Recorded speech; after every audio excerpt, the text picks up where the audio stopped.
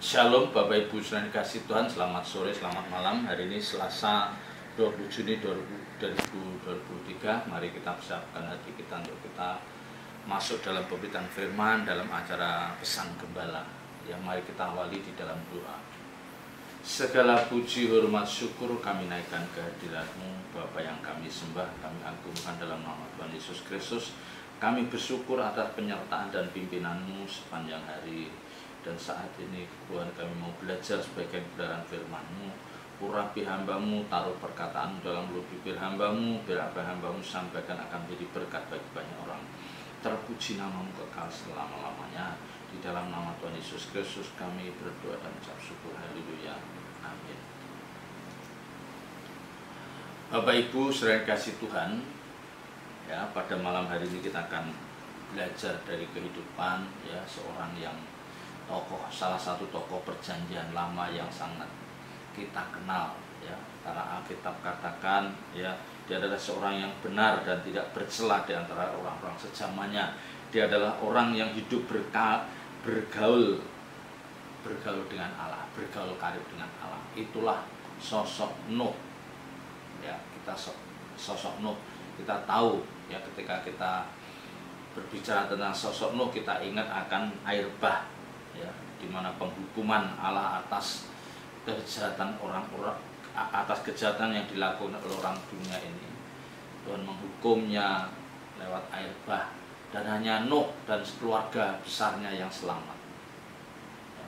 Tetapi toh demikian, dalam perjalanan hidup Nuh itu dia pernah melakukan satu kecerobohan ya, sehingga dia tanpa sadar, atau tidak tahu apakah tanpa sadar atau dengan kesadaran penuh, dia mengecam ya, salah satu anaknya itu ya, seperti mengutuki ya, salah satu anaknya, yaitu Ham ya. Dan kalau kita teliti kenapa sampai Nuh itu mengutuk Ham, ya memang kesalahannya Ham, tetapi itu pun diawali dari kecerobohan seorang Nuh. Ya, mari kita lihat dari pembacaan kita pada sore malam hari ini dari Kejadian pasal 9. Kejadian pasal 9 ayat yang ke-18, mulai ayat 18. Anak-anak Nuh yang keluar dari bahtera ialah Sem, Ham, dan Yafet. Ham adalah bapa Kanaan. Yang tiga inilah anak-anak Nuh, dan dari mereka inilah tersebar penduduk seluruh bumi. Ya, dari setelah kejadian air bah itu dan semua meninggal binasa oleh karena air bah itu, ya tinggal keturunan Nuh yang melanjutkan, Sem, Ham, dan Yafet ini. Ayat 20 katakan Nuh menjadi petani, dialah yang mula-mula membuat kebun anggur. Setelah ia minum anggur, makbulah ia dan ia telanjang dalam kemahnya. Ya. Kalau kita lihat di sini, ya, jadi ini satu momen, satu peristiwa di mana itu diawali oleh kecobaan Nuh, seorang bapak ini, seorang ayah ini. Padahal di ayat 6, kalau kita lihat di dalam ayat 7, pasal 6 ayat 7 dari kejadian ini, ya, riwayat Nuh dikatakan Nuh adalah seorang yang benar dan tidak bercela di antara orang-orang sejamannya, dan Nuh itu hidup bergaul dengan Allah. Kalau dilihat ini kan dia dikatakan jelas dia orang benar yang bergaul karib dengan Allah, dan dia dipakai oleh Allah untuk menunjukkan kesalahan orang-orang sejamannya. Nuh berbeda dengan orang-orang zamannya. Ya, maka peristiwa air bah itu terjadi. Nah, kita bisa membayangkan keadaan manusia batinnya atau rohaninya Nuh. Ya. Tetapi di ayat 9, pasal 9 dari kejadian ini, dia sampai melakukan sesuatu yang mungkin itu tidak pernah dibayangkan banyak orang.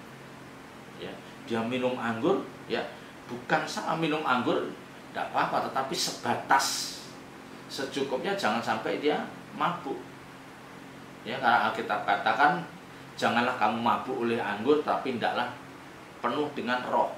Artinya apa?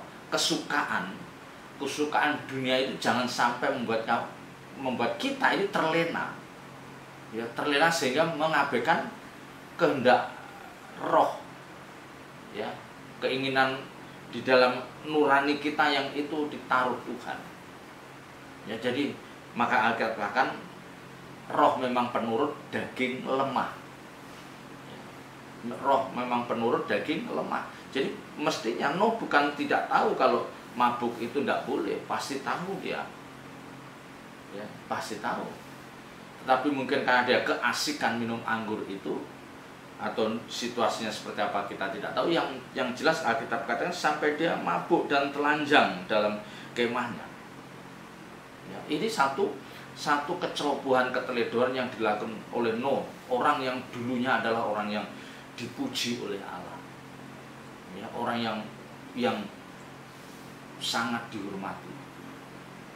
Nah, disinilah Bapak Ibu Saudara, pelajaran yang baik bagi Bapak Ibu Saudara dan saya adalah, ya, siapapun kita, sekalipun dulu atau saat ini dipakai Tuhan luar biasa, ya, tidak menjamin, tidak ada jaminan bahwa kedepannya dia akan tetap dipakai Tuhan, atau kedepannya dia tidak mungkin jatuh atau tersandung, ya, jadi tidak ada jaminan. Ini tidak ada jaminan.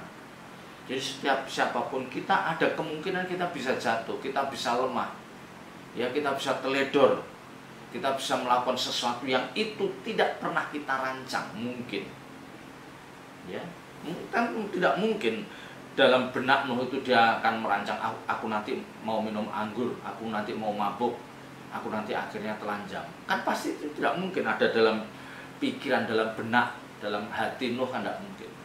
Dia orang yang dipakai Tuhan, dan Alkitab katakan dia orang yang bergaul karib dengan Allah, orang benar sejamannya. Jadi kita tidak perlu mempertanyakan, meragukan integritas seorang Nuh, tidak perlu. Dia benar-benar orang yang memang dipakai Tuhan. Tetapi toh demikian, dia bisa melakukan satu kesalahan, dia bisa melakukan satu keteledoran, dan itu berakibat panjang, ya, itu berakibat fatal, ya. Kalau dia punya 3 anak, Sem, Ham, dan Yafet, dia pasti merindukan ketiga anak-anaknya itu akan semua dipakai Tuhan. Tapi dengan kejadian itu, apakah dengan sadar atau tidak sadar, Nuh mengutuki anaknya Ham, karena menurut Nuh dia melakukan sesuatu yang tercela. Sementara terhadap Sem dan Yafet, dia menubuatkan sesuatu yang baik. Coba, kalau Bapak Ibu Saudara sebagai orang tua, apakah ayah atau ibu, kan tidak mungkin kita merancang, kita menginginkan kita keluar kutuk dari mulut kita terhadap anak-anak kita. Tidak mungkin itu, karena ini membahayakan, ya. Kalau anak-anak kita menderita, kita pun akan ikut menderita, ya. Kalau nanti ada anak-anak kita yang salah, ya, dan dia melahirkan juga anak-anak yang salah, yang itu adalah cucu-cucu kita juga ikut menderita, kita ikut prihatin. Jadi semua orang tua yang normal pasti menghendaki anak cucunya akan hidup dalam kebenaran firman Tuhan, anak cucunya hidup dengan takut akan Tuhan, ya, mereka hidup benar di hadapan Tuhan, dan mereka diberkati secara rohani, dan mereka dicukupkan oleh Tuhan. Tidak mungkin ada orang tua yang sudah merancang, aku akan mengutuki anakku. Tidak ada, ya, tidak ada. Dan itu prahara dalam satu rumah tangga, ya. Kalau toh anak Bapak Ibu Saudara misalnya diizinkan punya anak 5, 6, 7, 8 punya anak, kalau toh ada satu anak yang itu adalah membuat kita berduka, yang membuat kita sedih, yang membuat kita prihatin, kita pun tidak mengutuk, kita pun tidak menubuatkan anak-anak kita akan seperti itu. Tetapi Nuh ini, dia sampai mengeluarkan kutuk, ya, boleh saya kutuk, dan itu memang terbukti. Itu memang terbukti. Nah, disinilah awal prahara dari keluarga yang memang keluarga pilihan Allah, ya. Tetapi ini pelajaran terbaik bagi Bapak Ibu Saudara dan saya adalah, Ya, biarlah kita selalu hidup dalam takut akan Tuhan. Kita harus selalu memperhitungkan setiap perbuatan, tindakan kita. Nanti ujungnya bisa membahayakan untuk keluarga kita, keluarga besar kita. Ya, ada orang-orang yang ceroboh, yang tidak pernah memperhitungkan dari keputusan dari tindakannya itu. Ya, yang akhirnya ujungnya apa? Dia menuai badai dalam rumah tangganya.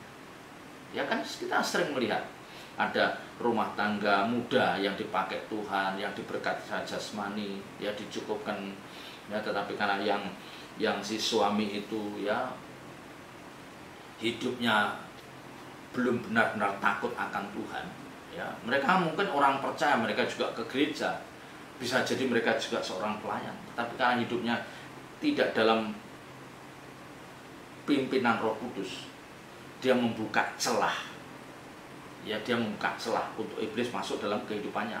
Misalnya dia dipertemukan dengan teman lamanya SMA atau kenalan, terus dia ternyata apa?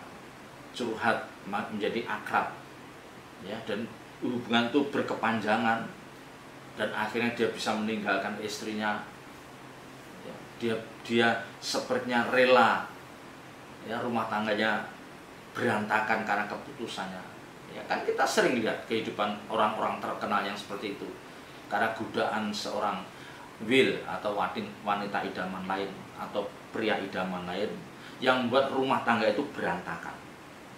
Yang dari luar orang sudah memuji, orang sudah mengagumi, waduh rumah tangga itu ideal, ya suami istri baik, tapi ternyata ada prahara dalam hidup rumah tangganya.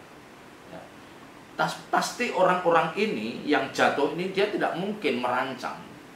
Ya, dia tidak mungkin merancang, dia hanya coba-coba, hanya iseng, tetapi akhirnya kebablasan. Ya, ini yang membahayakan kehidupan kita pada saat ini. Apalagi saat ini, kita jangan membuat celah untuk iblis masuk dalam kehidupan rumah tangga kita. Ya, makanya begitu membahayakan bagi orang-orang muda, apakah itu pria atau wanita, yang diizinkan Tuhan untuk sukses di dalam karirnya. Masih muda, dia punya kekayaan yang melimpah, ya, punya jabatan yang mentereng, itu justru berhati-hati. Ya, kita harus mengatakan, Tuhan lindungi aku. Ya, lindungi aku itu bukan karena dari kejahatan orang lain terhadap diri kita, ya, dari apa bahaya yang mengancam kita dari pihak luar, tetapi ini justru berbahaya dari diri kita. Ya, bahaya itu bisa timbul dari diri kita karena kita membuka celah, seperti ketika Nuh itu minum anggur yang berlebihan dan dia telanjang, yang akhirnya dia bisa mengutuki anaknya Ham itu, dan itu memang digenapi. Ya, coba kalau kita lihat, maka Ham bapa Kanaan itu melihat aurat ayahnya, lalu diceritakannya kepada kedua saudaranya di luar. Nah, ini yang memang pelajaran yang berharga bagi kita adalah sebagai anak, sebagai menantu, ya, kalau kita lihat orang tua kita, mertua kita melakukan sesuatu yang tidak pantas, ya itu jangan seperti apa ya, seperti bangga atau gimana untuk menceritakan keburukan, kesalahan orang lain, apalagi kalau itu mertua kita, orang tua kita, saudara kita. Jangan, itu tidak boleh. Aib itu bagaimanapun juga harus kita tutup rapat. Bukan kita membenarkan tindakan mereka, ya, bukan kita membenarkan tindakan mereka, tetapi paling tidak kita melihat dampak dari apa yang kita lakukan. Ya, mungkin orang tua kita, mertua kita, siapapun mereka melakukan kesalahan itu, tetapi mereka sadar, mereka menyesal dan mereka bertobat. Ya, tetapi ketika itu sudah kita blow up, sudah kita ceritakan banyak pihak, itu kan menjadi berat bagi orang ini, bagi orang yang melakukan kesalahan itu. Padahal dia mau bertobat, benar bertobat. Ya, ini yang tidak boleh terjadi. Apapun yang dilakukan oleh orang-orang yang kita kasih, apalagi ingat, apalagi kalau itu orang tua kita, mertua kita, jangan sekali-kali kita punya niat atau tindakan ceroboh kita yang itu menceritakan, ya mungkin tanpa sadar kita menceritakan pada orang lain. Mungkin kita tidak ada maksud untuk menebar keburukan orang lain, tapi kita menceritakan, itu dihindari. Ya, itu dihindari. Ya, maka Alkitab katakan betapa bahayanya lidah ini, bagian tubuh terkecil dalam diri kita, lidah itu. Ya, karena lewat lidah itu kita bisa memuliakan Tuhan, lewat lidah kita juga bisa mempermalukan Tuhan. Lidah ini, lewat lidah kita bisa menjadi berkat, lewat lidah kita bisa menjadi mengutuk orang. Jadi ini Bapak Ibu Saudara, kalau Bapak Ibu Saudara punya tahu, menyaksikan, melihat kesalahan orang lain, yang itu adalah orang-orang yang mestinya kita hormati, apakah itu orang tua, mertua, orang tua rohani, atau gembala saudara, mari Bapak Ibu Saudara tahan, berikan kesempatan mereka bertobat. Ya, kita doakan, bagaimanapun juga mereka adalah mungkin orang-orang yang sangat berjasa dalam hidup kita. Jangan kita mengumbar sesuatu berita yang itu bisa mempermalukan. Ya, kalau orang lain melakukan karena dia tidak tahu kebenaran firman Tuhan, biarlah mereka yang bertanggung jawab. Tapi kita yang mengerti kebenaran firman, kita harus menutup. Ya, kita tidak boleh mempermalukan orang-orang yang kita kasih, apalagi kalau itu anak kita. Ya, karena orang-orang kita bukanlah orang-orang yang sempurna. Suatu saat mereka bisa tersandung, bisa terledor, bisa jatuh. Ya, kita harus saling mengingatkan. Berikan mereka kesempatan bertobat dan jangan mengeluarkan kalimat yang nadanya menyumpahin atau kutuk ini. Ya. Ayat 23, sudah itu Sem dan Yafet mengambil selai kain dan membentangkannya pada bahu mereka berdua. Lalu mereka berjalan mundur, mereka menutup aurat ayahnya sambil berpaling muka sehingga mereka tidak melihat auratnya. Ya, jadi Sem dan Yafet itu melihat keadaan yang sama dari yang dilihat Ham, tetapi dia berbeda. Dia tahu cerita dari Ham, maka dia tahu keadaan. Dia akan menutup ketelanjangan, dia menutup perbuatan yang memalukan dari Nuh ayahnya itu. Dia dengan berjalan mundur, dia tidak melihat ketelanjangan, dia tidak melihat auratnya, dia tidak mempersoalkan, ya, dia tidak mau melihat kesalahan orang tuanya, dia tutupin dengan cara yang begitu elegan. Ya, jadi dia tahu, dia bisa tahu, tapi dia berjalan mundur. Artinya apa? Inilah orang-orang yang bisa menghormati orang tua. Ya, karena suatu saat dia juga akan jadi orang tua juga. Suatu saat dia akan jadi seorang ayah juga, seorang suami juga. Dan ada kemungkinan dia juga akan melakukan kesalahan juga. Ya, setiap kita kan selalu ada kemungkinan berbuat salah.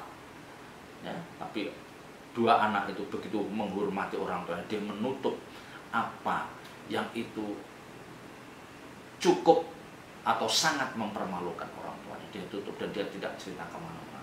Dan akhirnya setelah Nuh sadar dari mabuknya dan mendengar apa yang dilakukan atas anak cucunya kepadanya, berkatalah ia, terkutuklah Kanaan, hendaklah ia menjadi hamba yang paling hina dari saudara-saudaranya. Lalu katanya, terpujilah Tuhan Allah Sem, tetapi hendaklah Kanaan menjadi hamba baginya. Allah meluaskan kiranya tempat kediaman Yafet, dan hendaklah ia tinggal dalam kemah Sem, tetapi hendaklah Kanaan menjadi hambanya. Ya, sampai dia mengutuk itu. Ya. Kita tidak tahu kondisi kejiwaan Nuh, apakah dia mengeluarkan kalimat itu dengan penuh kesadaran atau emosi setelah dia dengar ceritanya itu. Tetapi yang terjadi kenyataannya adalah memang Ham ini dikutuk, terkutuklah Kanaan. Ya, dalam satu pembahasan ada seorang penulis yang mengatakan bahwa keturunan dari Ham ini adalah melahirkan bangsa-bangsa Afrika yang sekarang kita lihat suatu bangsa yang sangat menderita itu. Ya, sementara Sem itu adalah yang melahirkan bangsa Israel dan Asia Utara. Ya, Yafet itu melahirkan keturunan bangsa-bangsa Eropa dan Asia Timur. Ya, itu menurut beberapa sejarawan katakan HAM itu melahirkan, menurunkan bangsa-bangsa Afrika. Dan kita tahu bagaimana keadaan bangsa saudara kita yang di Afrika, mereka sangat menderita. Itulah keturunan HAM. Ya, itulah keturunan HAM yang dulu pernah dikutuk oleh nenek moyangnya, yaitu Nuh. Ya, itu kan menyedihkan. Itu yang menyedihkan. Ya, sementara Yafet, ya itulah yang orang-orang dikatakan orang Eropa, yang satu orang Israel, turunan Israel. Ini menyedihkan. Ya, bagaimanapun juga kita tidak boleh mengutukin. Ya, kita harus bisa menahan diri. Seberapapun parahnya, beratnya kesalahan yang dilakukan oleh orang-orang yang kita kasihi, kita mendorong untuk mereka bertobat, Ya, berikan kesempatan untuk setiap orang untuk memperbaiki kesalahan mereka. Berikan kesempatan, karena suatu saat kita pun bisa melakukan kesalahan.